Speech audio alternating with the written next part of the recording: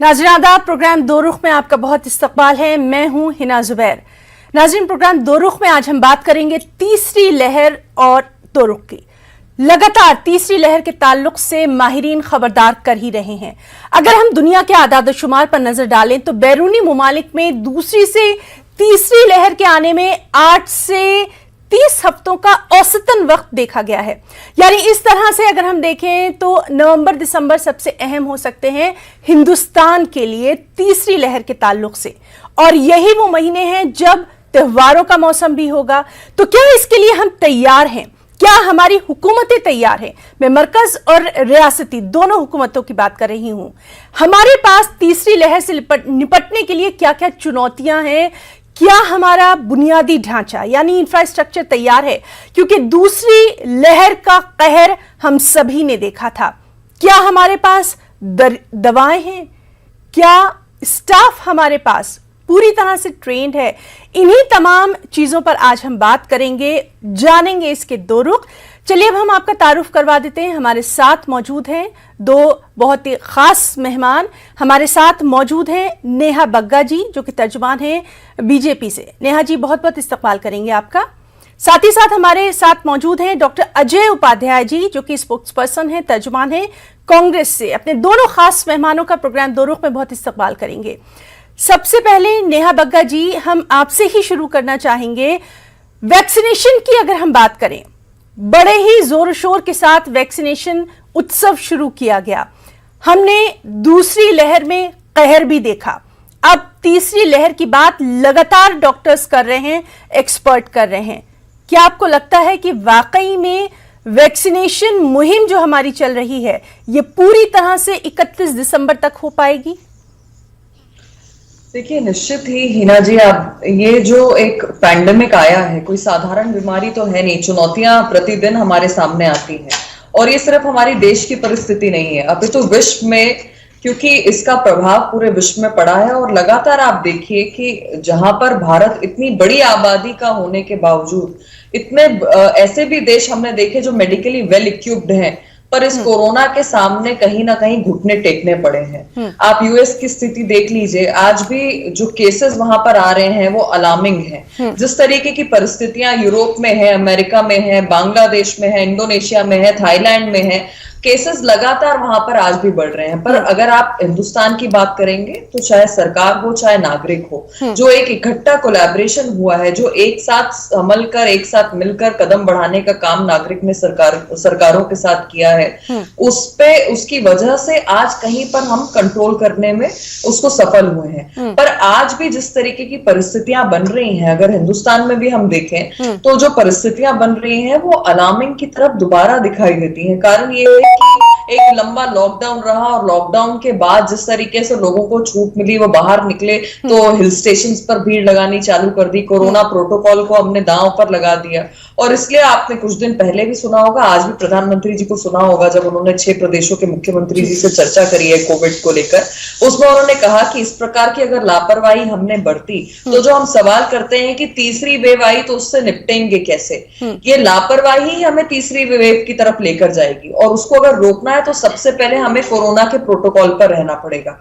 और साथ ही साथ जो 6 राज्य हैं जहां से केसेस लगातार बढ़ रहे हैं, हालांकि आप देखिए कि लगातार इस पैंडेमिक में विशेषज्ञों की राय भी बदलती जा रही है। सेकेंड वेव जब आई तो जिन प्रदेशों से सबसे ज्यादा केसेस आए थे, विशेषज्ञों का मानना था कि वहां पर केसेस खत्म होंगे और जल्दी एक न्यूट्रलाइज माहौल बन जाएगा। पर अभी भी अगर आप स्थितियां देखेंगी तो महाराष्ट्र, तमिलनाडु, केरला, आंध्र प्रदेश में जो स्थितियां बन रही हैं, अभी भी 80% केसेस वहीं से आ रहे हैं। मोर्टेलिटी रेट सबसे ज्यादा रहा तो इन राज्यों से ही रहा, 84% के आसपास रहा है। तो आज आवश्यक ये है कि जिस तरीके से कई राज्यों ने बहुत अच्छा काम किया है, हम वापस से उन मॉडल को अपनाएं, क्योंकि आज हमारे पास टेस्टेड मॉडल है, एक अनुभव हो गया है। और जो प्रधानमंत्री जी लगातार कह रहे हैं राज्यों से चर्चा करते हुए, मुख्यमंत्रियों से, स्वास्थ्य मंत्रियों से चर्चा करते हुए, कि हमें ट्रैक करना पड़ेगा, हमें टेस्ट करना पड़ेगा, हमें ट्रीट करना पड़ेगा, और हमारे पास नेहा जी, यही बात हम जानना चाह रहे हैं कि बातें तो बहुत की जा रही। बिल्कुल आपने ठीक कहा कि हमें एक बाकायदा माइक्रो प्लानिंग लेकर चलना पड़ेगा, यानी एक एक चीज को बारीकी से देखना होगा कि क्या वाकई में हम तैयार हैं। हमारे साथ मौजूद हैं डॉक्टर अजय उपाध्याय जी। डॉक्टर अजय, आपसे हम जानना चाहेंगे, जिस तरह से लगातार हम बात कर रहे हैं कि कोरोना की तीसरी लहर के बारे में बात हो रही है, पहले से ही अलर्ट किया जा रहा है, एक्सपर्ट लगातार इससे निपटने की तैयारियों पर जोर दे रहे हैं, क्या आपको वो तैयारियां या कम से कम उनकी प्लानिंग नजर आती है? देखिए, दो तीन बातें हैं। पहली बात तो है कि अभी हम सभी लोग इस बात को तो मानते ही हैं कि अभी भी हम लोग महामारी से पूर्णतः, द्वितीय लहर से भी पूर्णतः उभर के नहीं आ पाए हैं। जिस तरह से अभी भी 38-40 हजार प्रतिरोज संक्रमण का दर है और जिस तरह से अभी भी 700-800 लोगों की प्रतिरोज मृत्यु हो रही है, इट मीन्स कि अभी भी हम उस प्रक्रिया से ही गुजर रहे हैं। अभी कहीं ना कहीं हम पूर्ण रूप से सुरक्षित सेकेंड वेव से भी नहीं हुए हैं। तो हमारी तैयारी तो अभी भी उसी स्तर पर आनी चाहिए कि कम से कम इन 40,000 लोग जो रोज संक्रमित हो रहे हैं, जो सरकारी डाटा है उसमें कई खामियां भी है, जो कई मंचों पर उभर के भी आया है, मीडिया के मित्रों ने भी दिखाया है और कई बार कोर्ट ने भी उसको संज्ञान में लिया है। मुझे लगता है कि अभी भी हम सबको नागरिक के हैसियत से, एक जागरूक सिविल सोसाइटी के सदस्य के हैसियत से या राजनीतिक पार्टियों के हैसियत से, पक्ष और विपक्ष की हैसियत से, मैं कांग्रेस भाजपा सपा बसपा की राजनीति का दृष्टिकोण इसमें नहीं लाना चाहता। हम सबको निश्चित तौर पे एक जागरूक नागरिक की हैसियत से इस महामारी से बचने के लिए जो भी सक्षम प्रयास हो करना चाहिए। लेकिन मैं दो तीन बातें साथ में जोड़ना चाहूंगा। पहली बात, तीसरी लहर की जो आशंका लगातार जताई जा रही है, जबकि हम अभी दूसरी लहर से ही उबर नहीं पाए हैं और दूसरी लहर के लिए जो चीजें आवश्यक होनी चाहिए थी, जैसा कि कोर्ट ने भी बारंबार कहा है और सरकारों को भी आगाह किया गया है और आम जनमानस में भी ये भावना आई है, जिस तरह इतने लोगों की, लाखों लोगों की जान गई और करोड़ों लोग संक्रमित हुए हैं और अब जो है धीरे धीरे हम थोड़े जरूर अच्छे रूप में आ रहे हैं, जो सकारात्मक चीज है। लेकिन हमें इन चीजों का ख्याल रखना चाहिए कि क्या चिकित्सीय क्षेत्र में, चिकित्सा के आधारभूत संरचना के क्षेत्र में क्या हम मास लेवल पे अग्रेसिव होकर के टारगेट वे में एक रोड मैप बनाकर क्या उस पर काम कर रहे हैं। राज्य सरकारों से भी मैं कहूंगा और केंद्र सरकार से भी कि क्या उसके कोई रोड मैप है। जो हमने तांडव देखा है, मौत का मंजर देखा है, क्या उससे यदि ईश्वर न करे ऐसा कोई मौका आता है तो उसके लिए क्या सरकारें तैयार हैं? मुझे लगता है आंसर हम सबको मिल जाएगा। अंतरात्मा की आवाज पर यदि सोचे तो नहीं, क्योंकि सरकार की प्राथमिकता है अभी उसको मजबूत करना नहीं, अभी भी चुनाव का। अच्छा जी, सबसे पहले वैक्सीनेशन की बात की जा रही है। वैक्सीनेशन आपको लगता है, क्योंकि अब हम लगातार देख रहे हैं जो दूसरी स्टेट्स हैं कहीं ना कहीं वैक्सीन की कमी की शिकायत वो करती रही हैं, वैक्सीनेशन सबसे अहम है लेकिन वही नहीं मिल पा रहा। उसी पर आ रहा था कि पहला तो चिकित्सीय आधारभूत संरचना कैसा हुआ और दूसरा जो सबसे महत्वपूर्ण है, जो हम लोग कर सकते हैं, सरकारें कर सकती हैं, किसी की भी सरकार हो और केंद्र सरकार मुहैया करा सकती थी वैक्सीन। जो वैक्सीन की कमी के कारण कई राज्यों में सेंटर बंद हो गए हैं और ये सार्वजनिक मंच पर है, उसमें भाजपा और कांग्रेस का राज्य नहीं है। 11वें नंबर पर उत्तर प्रदेश जैसा सबसे जनसंख्या से बहुल राज्य है वो वैक्सीनेशन के मामले में है और बिहार 10वें नंबर पर है, जहां से मैं खुद आता हूं। तो मुझे लगता है वैक्सीनेशन की प्रक्रिया को एक सकारात्मक सुझाव भी मेरा है, केंद्र सरकार को भी वैक्सीन पर्याप्त मात्रा में जैसा भी संभव उपलब्ध कराना चाहिए, क्योंकि कई उसमें विसंगतियां देखने को अभी भी मिली है कि उस तरह से वैक्सीन उपलब्ध नहीं हुआ। कल के भी दैनिक भास्कर का एक रिपोर्ट ऐसा आया है, जितना होना चाहिए था नहीं है। और जी चलिए, इसी पर नेहा जी कुछ कहना चाहती हैं। नेहा जी। टीना जी, देखिए, शुरुआत तो बहुत अच्छी करी थी अजय जी ने, पर इनसे ना हो पाएगा, क्योंकि जिस तरीके से पैंडेमिक में, पूरे पैंडेमिक के टाइम चिन चिन कर कर इन्होंने लाशों पर राजनीति करी है, तो इनसे सकारात्मक बात आएगी उसकी अपेक्षा मुझे नहीं थी। पर शुरुआत में लगा क्या पता ऐसा हो सकता है कि जहां पर मानवता को बचाने की बात आए, शायद ये लोग, इनकी इंसानियत जाग जाए। देखिए, अगर आप पूरे विश्व में देखेंगी तो जिस तरीके का हमारा सोशियो इकोनॉमिक पूरा एक एनवायरनमेंट है इंडिया का, उसमें आप पाएंगी कि हमारा वैक्सीनेशन प्रोसेस बहुत सिस्टमैटिक, बहुत साइंटिफिक और बहुत अच्छे से चला है। ठीक है। 21 तारीख से महाअभियान शुरू हुआ। ठीक है। और केंद्र सरकार ने ये स्पष्ट करा था कि जो भी हमारे नागरिक हैं जिनकी पात्रता है, वैक्सीनेशन हो जाना चाहिए। दिसंबर 31 तक 216 करोड़ से अधिक डोजेस हमारे पास उपलब्ध होंगे और हमारी एंटायर पॉपुलेशन जो 18 से ऊपर की है उनका वैक्सीनेशन हो जाएगा। कुछ उदाहरण मैं आपको देती हूँ कि कुछ राज्यों ने वाकई जिनकी नीयत थी उन्होंने बहुत अच्छा काम किया। मैं जिस मध्य प्रदेश से आती हूँ, मध्य प्रदेश में आप देखिए कि 21 तारीख को ही जिस तरीके से वैक्सीनेशन किया गया विश्व में रिकॉर्ड बना उसका। लेकिन नेहा जी यहाँ पर हमने वो भी तस्वीरें देखी कि लोगों की भारी भीड़ जो है वैक्सीनेशन सेंटर पर मौजूद थी, लेकिन वहां वैक्सीन नहीं थी। लोगों का भी तो गुस्सा जो है वो जायज है, इस पर क्या कुछ कहना चाहेंगी? इसीलिए केंद्र सरकार ने इसको ओन अप किया, क्योंकि आप जानते हैं कि सुबह उठ के राहुल गांधी जी रोज एक ट्वीट कर देते थे और पहले डिसेंट्रलाइज करो, फिर वैक्सीनेशन प्रोसेस को सेंट्रलाइज करो, फिर जब सेंट्रलाइज हो गया तो वापस डिसेंट्रलाइज करो। और ये वैक्सीनेशन की कमी थी, एक रूटीन प्रोसेस में लाने के लिए ही केंद्र सरकार ने, मोदी जी ने सबको मुफ्त में देने की बात की और वैक्सीनेशन का महाअभियान 21 तारीख से चालू किया। सेंटर्स भी अधिक मात्रा में खोले गए, नए नए प्रयोग भी किए गए, चाहे वॉक इन हो, चाहे ड्राइव इन हो, चाहे सेंटर्स में सोशल डिस्टेंसिंग हो, स्वच्छता। अजय जी, इस पर क्या कुछ कहना चाहेंगे? कमी नहीं थी, वैक्सीनेशन प्रोवाइड किया गया के लिए पिंक सेंटर्स हो, तो अलग अलग तरीके के आकर्षण भी पैदा किया ताकि लोगों की जो हेजिटेंसी फैलाने का काम लोगों ने किया वो समाप्त हो। जी जी अजय जी, आपसे ये भी हम जानना चाहेंगे कि आपको वाकई में लगता है कि घर घर जाकर वैक्सीन पहुंचाने की जो मुहिम है वो पूरी हो पाएगी अभी के हालात को देखकर? दो बातें हैं। पहले तो बहन बग्गा जी ने कहा कि इंसानियत, वाकई इंसानियत पूरे इस महामारी के दौरान मरी और देखा गया कि किस तरह से भाजपा के लोग चुनाव प्रचार में व्यस्त रहे। उनके लिए महामारी महत्वपूर्ण नहीं थी। आज भी वो चुनाव ही उनके लिए महामंथन करना ज्यादा जरूरी है, न कि महामारी से आत्मचिंतन। जिस तरह से गंगा मैया के गोद में लाशों के ढेर लगे हुए थे, किसने नहीं देखा और किस प्रदेश में हुआ और किस तरह से लगातार नकारने का प्रयास प्रधानमंत्री जी और मुख्यमंत्रियों ने किया जो भाजपा शासित राज्य थे। तो इसमें तो कहीं कोई बात नहीं है। इंसानियत किसने जिंदा रखी और किसने मरने को दिया, और अभी तक एक सांत्वना के शब्द उन लोगों को जो जिनकी जाने गई हैं उनको महामारी पेंडेमिक एक्ट के तहत उनको मुआवजा देने की बात है। आज तक उस पर कोई चर्चा नहीं है, लेकिन माहौल बनाने में जरूर व्यस्तता है सरकार की। तो कौन इंसानियत के उस पर खड़ा उतरता है, सबने देखा। दो बातें हैं। पहली बात, उन्होंने कहा कौन हेजिटेंसी फैलाया।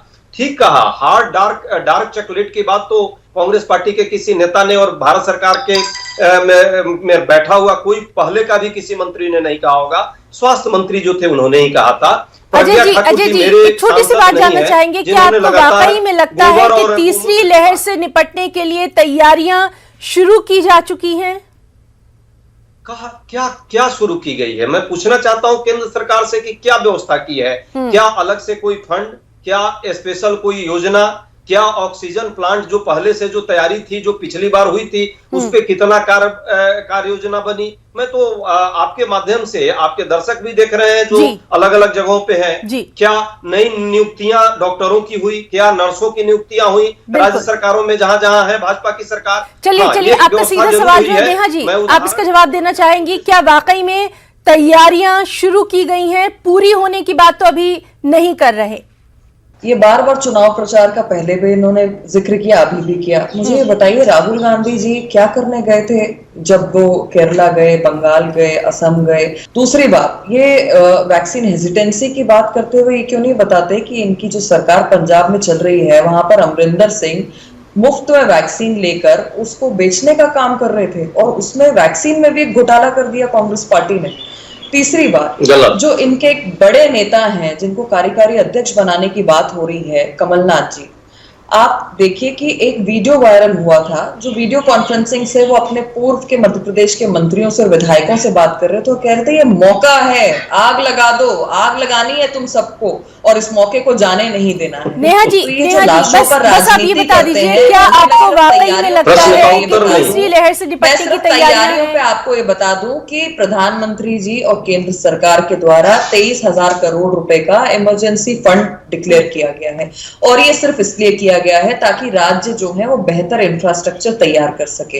एक आशंका ये जताई जा रही है कि अगर तीसरी वेव आई तो सबसे ज्यादा उससे बच्चे प्रभावित होंगे। यूनियन हेल्थ मिनिस्टर हो या प्रधानमंत्री जी की आज की चर्चा हो मुख्यमंत्रियों से, साफ ये कहा गया है कि ऐसा इंफ्रास्ट्रक्चर डेवलप किया जाए जिसमें बच्चों के लिए भी अगर ऐसी कोई इमरजेंसी की सिचुएशन बन जाती है तो हमारे पास पर्याप्त आईसीयू बेड्स हो, हमारे पास पर्याप्त व्यवस्था हो। अब आप देखिए, क्योंकि ऑक्सीजन की एक अलग से एक डिमांड बढ़ी थी और इतनी तेजी से बढ़ी थी क्योंकि बहुत बड़ी आबादी को ऑक्सीजन की कमी होने लग गई थी, तो जहां पर 332 पीएसए प्लांट्स की बात कही है अलग अलग राज्यों को बनाने के लिए, उसमें से लगभग 53 प्लांट्स जो है वो कमीशन हो चुके हैं। तो राज्य भी मिलकर इसका काम कर रहे हैं और अजय जी को नजर नहीं आएगा क्योंकि इनकी मंशा नहीं है और ये देखना नहीं चाहते। अजय जी, एक और बात जो सामने आई थी, कोरोना के जो आंकड़े थे, कोरोना के जो आदाद शुमार थे, उसमें भी कहीं ना कहीं कुछ गड़बड़ी देखी गई थी। अब जब हम तीसरी लहर की लगातार बात कर रहे हैं तो क्या कोरोना के जो नंबर्स हैं उसमें ट्रांसपेरेंसी नहीं होनी चाहिए? क्या कुछ कहेंगे? देखिए, तीसरी लहर तो ईश्वर न करे कि आए, लेकिन सच्चाई तो है कि राज्यों ने जिस तरह से आतंक फैलाया, विशेष करके गुजरात भाजपा की सरकार थी, वहां 1,69,000 जो है आंकड़े थे, ऑलरेडी रिकॉर्ड में आंकड़े हैं कि इन लोगों की उसी दौरान मृत्यु हुई और उनको प्रमाण पत्र दिए गए, लेकिन वो रिकॉर्ड में नहीं आया। बाद में बिहार सरकार ने कुछ सुधार करने का जरूर प्रयास किया हाई कोर्ट के निर्देश पर। उत्तर प्रदेश में लाशों का ढेर हर गांव में लगा, लेकिन उसका कोई हिसाब नहीं है अभी भी। बाकी राज्यों के भी हालात है। जिन राज्यों ने ईमानदारी से प्रयास किया, चाहे पंजाब या महाराष्ट्र ने जो ईमानदारी से उसको लाने का पब्लिक डोमेन में, उस पर इन लोगों ने प्रश्न चिन्ह लगाया कि ये तो देखो कांग्रेस के शासित राज्यों में सबसे ज्यादा मौतें हो रही है। तो ये तो मैं जानता हूं, चूंकि भाजपा झूठ पर ही आधारित सारी राजनीति करती है। प्रधानमंत्री जी इतने कलाकार हैं और फेंकते रहते हैं कि पूरे प्रदेश को और पूरे देश को पता है कि क्या परिस्थिति है। लेकिन वैक्सीनेशन के मुद्दे पर और जिस तरह की परिस्थिति अभी आने वाले समय में यदि तीसरी लहर आती है, भगवान न करे ऐसा हो, लेकिन ऐसा होता है, तो मुझे तो लगता है अभी भी जनता जो है उस जनार्दन के रहमो करम पर ही जिएगी जिस तरह से इस बीच में हुआ था। अभी पीठ थपथपाते हैं। प्रधानमंत्री जी परसों और जब वो वहां गए थे, बनारस की यात्रा किया था, तो उन्होंने देखिए कितना पीठ थपथपाया था कि देखिए हमने कोरोना को भगा दिया और कोरोना को कंट्रोल कर दिया। अरे भैया, क्या किया था उस समय? आवाज नहीं आई थी उस दौरान। यदि देख लेते तो ये भी कहीं मुंह छुपा के घूमते। नेहा जी, क्या आपको नहीं लगता कि जो नंबर्स हैं उसमें ट्रांसपेरेंसी होनी चाहिए ताकि कम से कम अब जो तीसरी लहर का खतरा लगातार बताया जा रहा है उससे निपट सके ईमानदारी से? हिना जी, देखिए, ट्रांसपेरेंसी तो हर चीज में होनी चाहिए। मैं ये पूछती हूँ कि कांग्रेस के प्रवक्ता जब इतना गला फाड़ फाड़ के केंद्र सरकार पर आरोप लगाते हैं तो अपने गिरबान में झांक कर एक बार क्यों नहीं देखते? अरे भाई, आपकी जो अध्यक्षा हैं सोनिया गांधी जी, क्या रायबरेली की जनता ने नहीं सोचा होगा कि पूरा इतना बड़ा संकट आया, एक बार भी वहां पर वो पहुंची नहीं? आप मुझे बताइए कि राहुल गांधी क्या आपको सड़कों पर कहीं नजर आए? अपनी कॉन्स्टिट्यूएंसी में कोरोना के समय कहीं नजर आए? कहीं नहीं नजर आए। अब तीसरी बात आंकड़ों पर आप ये देखिए कि आंकड़े जो है केंद्र सरकार नहीं, चुप हो जाइए भाई साहब, पानी पीजिए, थोड़ा शांति रखिए। इतना घबराहट हो जाते हैं जब आप लोग राहुल गांधी जी से कैसे कोई प्रश्न पूछेगा? थोड़ा शांति रखिए। जनता ये जानना चाहती है कि सोनिया गांधी जो चुनकर आई है रायबरेली से, वो एक बार भी वहां शक्ल दिखाने क्यों नहीं गई? जनता के बीच में क्यों नहीं उतरी? ये राहुल गांधी जो सुबह उठ के ट्विटर खेलते हैं, कहाँ थे पूरे कोरोना के समय? अब आ जाइए आंकड़ों पर। तो हिना जी, बहुत महत्वपूर्ण बात है, जनता भली भांति समझती है कि जो आंकड़े हैं, आंकड़े केंद्र सरकार नहीं बनाती, तो कल ही वो चले जाएंगे अलग अलग राज्यों से उसको कंसोलिडेट कर चलिए, ठीक है। अपने दोनों मेहमानों से हम लगातार बात कर रहे हैं कि तीसरी लहर और क्या तैयारियां इसके लिए पूरी हैं, क्या तैयारियां शुरू की गई हैं। नेहा जी, हम आपसे जानना चाहेंगे, बच्चों के लिए सबसे ज्यादा खतरा बताया जा रहा है, क्या बच्चों के लिए अलग से कुछ उनके इलाज का इंतजाम किया गया? क्या अस्पतालों को कुछ खास इंस्ट्रक्शंस दिए गए, या ये भी जब खतरा हमारे सर पर मंडराने लगेगा तब होगा? मैंने आपसे वही बताया कि प्रधानमंत्री जी ने मुख्यमंत्रियों से चर्चा में ये बात को स्पष्ट किया है और साथ ही केंद्रीय स्वास्थ्य मंत्री जी ने भी जो कुछ दिन पहले 3-4 दिन पहले एक प्रेस कॉन्फ्रेंस की थी उसमें बताया कि किस तरीके से बच्चों के लिए इमरजेंसी वार्ड्स बनाए जाएंगे कि खुदा न खास्ता अगर ऐसी कोई नौबत आ जाती है तो बच्चों को लेकर जो इमरजेंसी के हालात बनते हैं उसमें किस तरीके से बेहतर इंफ्रास्ट्रक्चर हमारे पास पहले ही तैयार हो। और इन सब परिस्थितियों को देखते ही चाहे ऑक्सीजन प्लांट्स हो, चाहे इसकी क्लोज मॉनिटरिंग हो, चाहे माइक्रो कंटेनमेंट जोन बनाने का एक जो आग्रह प्रधानमंत्री जी ने किया है वो हो, और इस प्रकार के मॉडल्स कई सारे राज्यों ने बनाए हैं। उदाहरण के तौर पर मैंने आपको मध्य प्रदेश का उदाहरण भी दिया कि मध्य प्रदेश में भी कई ऐसी जगह थी जहां पर माइक्रो कंटेनमेंट करके इसको जल्दी से जल्दी क्राइसिस मैनेजमेंट कमेटी के माध्यम से कंट्रोल करने का काम किया है। इसी प्रकार से असम में भी लॉकडाउन नहीं लगाया पर लॉकडाउन न लगाते हुए भी माइक्रो कंटेनमेंट जोन्स बनाए गए जिससे जो संक्रमण है उसको कंट्रोल में लाया जा सके। और ये जो 23,000 करोड़ का फंड है ये सिर्फ इंफ्रास्ट्रक्चर को डेवलप करने के लिए, इमरजेंसी की अगर कंडीशन बनती है तो उससे हम किस तरीके से मेडिकली इक्विप्ड हो सके उसकी तैयारी के लिए, और सबसे महत्वपूर्ण कि हमारे अर्बन के साथ साथ रूरल यानी शहरों के साथ साथ जो हमारे गांव के पिछड़े इलाके हैं वहां पर भी कैसे हम इंफ्रास्ट्रक्चर डेवलप कर सके उस पर पूरा ध्यान सर। जिस तरह से लगातार हम देख रहे हैं कि अब त्योहारों का मौसम जो है वो आ रहा है, क्या त्योहारों के लिए कुछ खास गाइडलाइंस सख्ती से लागू नहीं की जानी चाहिए? सिर्फ बयानात देने से काम नहीं होगा? नेहा जी नहीं, देखिए निश्चित ही जिस तरीके की परिस्थितियां हैं ये निश्चिंत होने वाली नहीं है। ऐसा नहीं है कि कोरोना हमारे बीच से चला गया है, और इसीलिए अगर आप उत्तराखंड में भी देखेंगे जो कि होस्ट रहता है पूरी कावड़ यात्रा का, उन्होंने तय किया है कि इस बार कावड़ यात्रा उस हिसाब से नहीं निकाली जाएगी।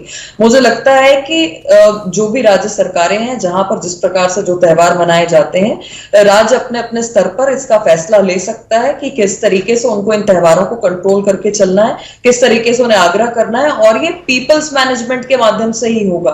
सरकार जहां पर एक तरीके से रणनीति बनाएगी वहां पर जब इन्वॉल्वमेंट सोशल सेक्टर का, एनजीओस का, अलग अलग पॉलिटिकल दल का होगा, उसके बाद ही कोरोना से जो जंग है वो जीती जा सकती है। जी, तो बहरहाल तीसरी लहर से किस तरह से निपटने की तैयारियां हैं, इसी पर आज हमारा ये खास प्रोग्राम दो रुख मबनी था। हमारे साथ दोनों खास मेहमान डॉक्टर अजय उपाध्याय जी और नेहा बग्गा जी, दोनों का हम बहुत बहुत शुक्रिया अदा करना चाहेंगे उनका कीमती वक्त देने के लिए। आज के प्रोग्राम दो रुख में फिलहाल इतना ही, इजाजत दीजिए, आदाब।